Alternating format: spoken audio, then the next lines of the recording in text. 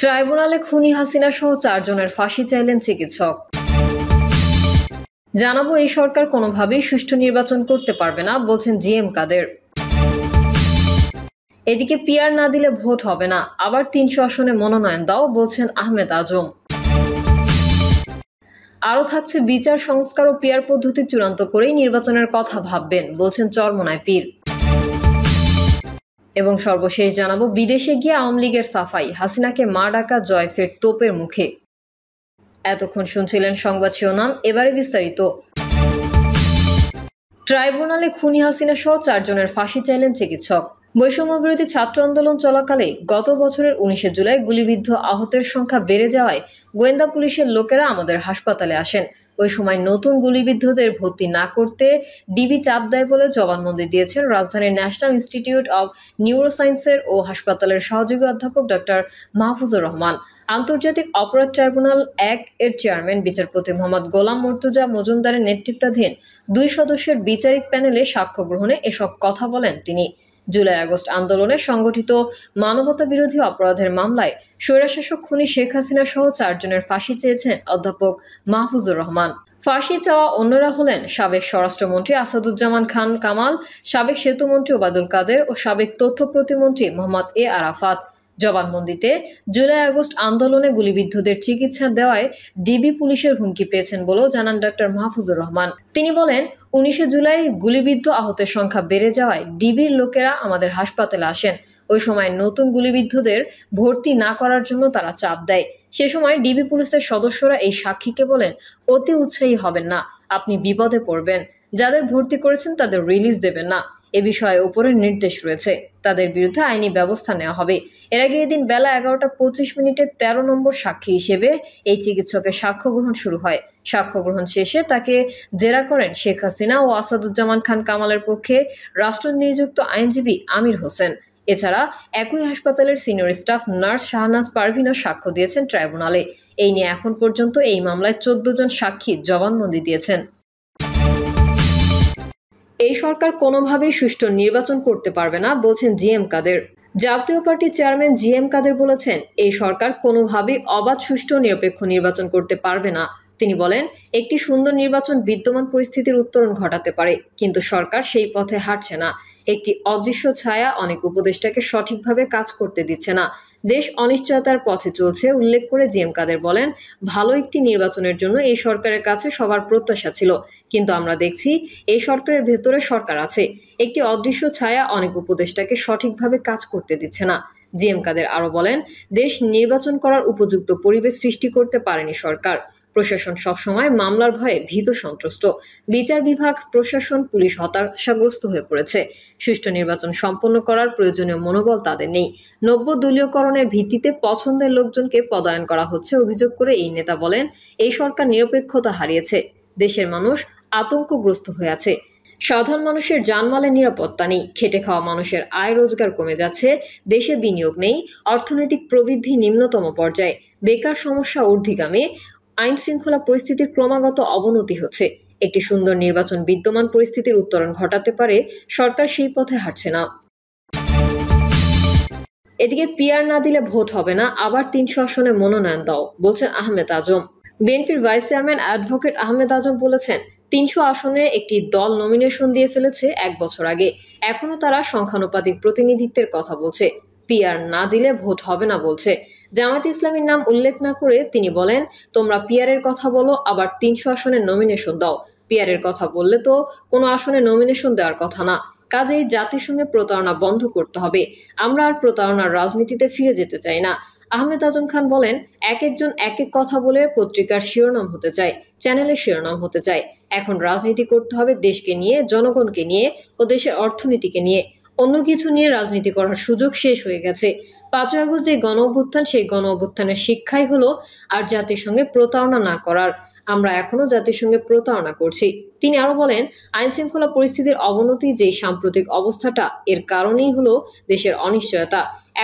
যখনই দেশটা নির্বাচনের পথে যাবে, তখন সব অনিশ্চয়তা কেটে যাবে। তখনই আইন শৃঙ্খলা পরিস্থিতি উন্নতি হবে। সব মানুষ তখন আইন শৃঙ্খলা উন্নতির জন্য রাজনৈতিক দলগুলো সহযোগিতা করবে।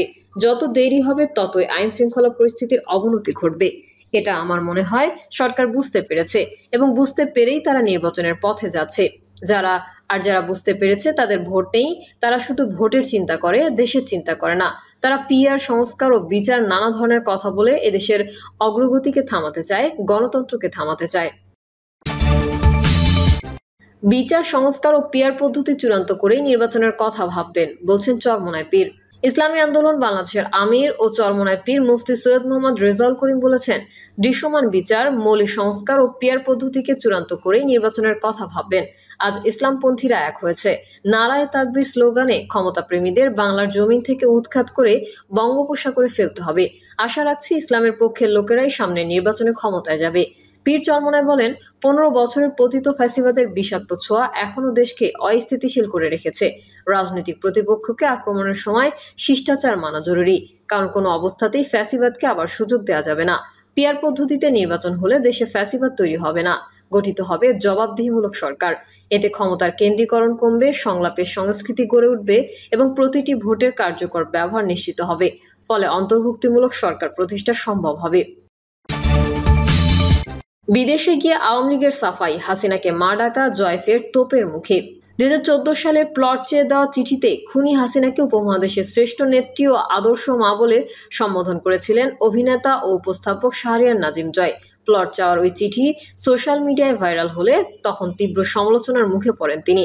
এরপর স্বৈরশাসক শেখ হাসিনার পতনের পর থেকে খুব একটা ভালো সময় যাচ্ছে না জয়ের। পতিত সরকারের সুবিধাভোগী তকমা পেয়ে বেশ কিছু জায়গা থেকে কাজও হারাতে হয়েছে তাকে। গেল 15 আগস্ট শেখ মুজিবুর রহমানকে শ্রদ্ধা জানানোয় কয়েকজন সাংস্কৃতিক ও গণমাধ্যম ব্যক্তিত্বকে কালচারাল ফ্যাসিস্ট আখ্যা দেয় ছাত্র জনতা। এদের মধ্যে জয়ও ছিলেন। রাজধানীর উত্তরায় মুগ্ধ মঞ্চে অন্যদের সঙ্গে জয়ের ছবিতেও চুনকালি ও জুতা নিক্ষেপ করা হয়। জয় বর্তমানে আমেরিকায় অবস্থান করছেন। সেখান থেকেই প্রতিদিন বিভিন্ন ইস্যুতে ফেসবুকে স্ট্যাটাস দিচ্ছেন। বুধবারও লম্বা একটি স্ট্যাটাস দিয়েছেন তিনি। সেখানে শুরুতেই জয় লিখেছেন, বিদেশের মাটিতে নিরপেক্ষ বিশ্লেষণে দেখলাম ডক্টর মোহাম্মদ ইউনূস স্যারকে ভদ্রলোকেরা দুর্দান্ত পছন্দ করছেন। বিএনপিকে আগামীতে ক্ষমতায় দেখতে চাচ্ছেন, কিন্তু আওয়ামী লীগকে বাদ রেখে ইলেকশন চাচ্ছেন না। তাদের বক্তব্য, আওয়ামী লীগের যতই দোষ থাকুক, একটা বিশাল শ্রেণীর জনগণ আওয়ামী লীগের সাপোর্টার। তাদের বাদ রেখে ইলেকশন করলে সেই ইলেকশনের গ্রহণযোগ্যতা নিয়ে প্রশ্ন আসবে এবং ভবিষ্যতে বিভক্তি আরও তৈরি হবে। আওয়ামী লীগের পুনর্বাসন চেয়ে জয়ের এমন বক্তব্যের পর সোশ্যাল মিডিয়ায় সমালোচনার ঝড় বইছে। গণহত্যার দায়ে দলীয় কার্যক্রম নিষিদ্ধ হওয়া দলটির পক্ষে তার এভাবে সাফাই গাওয়ায় ক্ষুব্ধ নেটিজেনরা। জয়ের স্ট্যাটাসের প্রতিক্রিয়ায় জাহিদ খান নামে একজন লিখেছেন, বিএনপি জামায়াত ছাড়া ইতোপূর্বে যে নির্বাচনগুলো আওয়ামী লীগ সরকার করেছে তখন তোমার এরকম প্রতিবাদী পোস্ট কোথায় ছিল? ইসমাইল হোসেন লিখেছেন, এটা একদম ক্লিয়ার, আপনি আওয়ামী লীগের কথা বলতেই এত কিছু ঘুরিয়ে পেঁচিয়ে লিখেছেন। আওয়ামী লীগ ছাড়া যা বলার বলেন, সমস্যা নাই। আওয়ামী লীগ একটি সন্ত্রাসী সংগঠন, এরা সুযোগ পেলে দেশ ও দেশ রাখবে না। আবু তাহের চৌধুরী বলেন, আওয়ামী লীগ এখন আর কোনো রাজনৈতিক দল নয়, এরা দলীয়ভাবে সিদ্ধান্ত নিয়ে দেশের মানুষকে গুম, খুন, নির্যাতন আর লুটপাট করে সবশেষে গণহত্যা চালিয়ে পলায়ন করেছে। জাবের এই সুমন লেখেন, আওয়ামী লীগ যেভাবে দেশের অধিকাংশ দলকে 4টা নির্বাচন থেকে দূরে রেখেছে, আওয়ামী লীগকেও 4 বার দূরে রাখতে হবে। প্রয়োজন হলে আইনের মাধ্যমে করা দরকার, তখন শিক্ষা হবে। দেলার হোসেন বলেন, জয়রা ভেতরে ঢুকে আওয়ামী পুনর্বাসন চাচ্ছে। জয়কে উদ্দেশ্য করে মামুন হোসেন বলেন, এসব মানুষই গত 16 বছরের সুযোগ সুবিধা নিত, কিন্তু বিএনপি জামায়াত কেউ ছিল না, তখন কিন্তু এদের মুখ বন্ধ ছিল। আওয়ামী লীগের সময় তো বিড়ালের মতো চুপ করেছিলি, বলেন মুজাফফর নামের এক ব্যক্তি। টুটুল জহিরুল ইসলাম বলেন, হা হা হা, ঘুরিয়ে পেঁচিয়ে নির্বাচনে আওয়ামী লীগ চাই, বিরাট জনগোষ্ঠী তারা, ইত্যাদি আরো কত কথা। আর লেখা শুরুতেই বিদেশিরা বলছে। যাই হোক, আওয়ামী লীগ যখন ভোটারবিহীন একদলীয় নির্বাচন করেছিল, দিনের ভোট রাতে করেছিল, তখন এই জাতীয় কোনো পোস্ট থেকে করে থাকলে প্লিজ এখানে স্ক্রিনশট যুক্ত করুন। শোনেন মিয়া ভাই, চামচামি একটা জন্মগত অসুখের নাম, আগে সুস্থ হতে হবে। সাদেকুল ইসলাম বলেন, জয় আওয়ামী লীগের দালালের মতো কথা বলছো। আহমেদ নূর বলেন, জয় নিজের কথা বাইরের মানুষের নামে চালাই দিয়েছে। 2014 সালের প্লট চেয়ে দেওয়া চিঠিতে সাবেক প্রধানমন্ত্রী শেখ হাসিনাকে উপমহাদেশের শ্রেষ্ঠ নেত্রী ও আদর্শ মা সম্বোধন করেন জয়। ওই চিঠিতে জয় লিখেছিলেন, আপনার সুযোগ্য পুত্রের নামের আরেক পুত্র শাহরিয়ার নাজিম জয়ের সালাম রইল আপনার প্রতি। আমি জয়, বাংলাদেশের একজন জনপ্রিয় নায়ক। আপনার দয়ায় গত 17 বছর ধরে আমি বাংলাদেশের জনগণের বিনোদনের অন্যতম উৎস হয়ে আছি টিভি পর্দায় এবং সুস্থ চলচ্চিত্রে। আপনি অত্যন্ত দরদি এবং বাংলার মানুষের বিপদের বন্ধু। শুধু তাই নয়, গত নির্বাচনকালীন সময়ে আপনি যে বলিষ্ঠ, সাহসী ও জ্ঞানদীপ্ত আদর্শের উপর বলিয়ান ছিলেন, তা আমাদের মতো মানুষকে আজীবন আপনার নেতৃত্বকে স্যালুট জানানোর অঙ্গীকার করিয়েছে। মা, আপনার নিকট একজন শিল্পীর আবেদন। আমার সমসাময়িক সব শিল্পী পূর্বাচলে 10 কাঠা 5 কাঠা প্লট পেয়েছে। আমি দেশের বাইরে শুটিংয়ে থাকার জন্য অ্যাপ্লাই করতে পারিনি। পরে ঝিলমিলে অ্যাপ্লাই করলে লটারিতে তা পাইনি। তিনি লেখেন, মা, পূর্বাচলে একটা জমি আমার স্বপ্ন, আপনার সন্তানের ভবিষ্যৎ। আমি আপনার কাছে আবদার করলাম, আপনি আমার এই সন্তানের আবদার ফেলে দেবেন না, আমি জানি। প্রিয় দর্শক, এই ছিল এখনকার সর্বশেষ সংবাদ।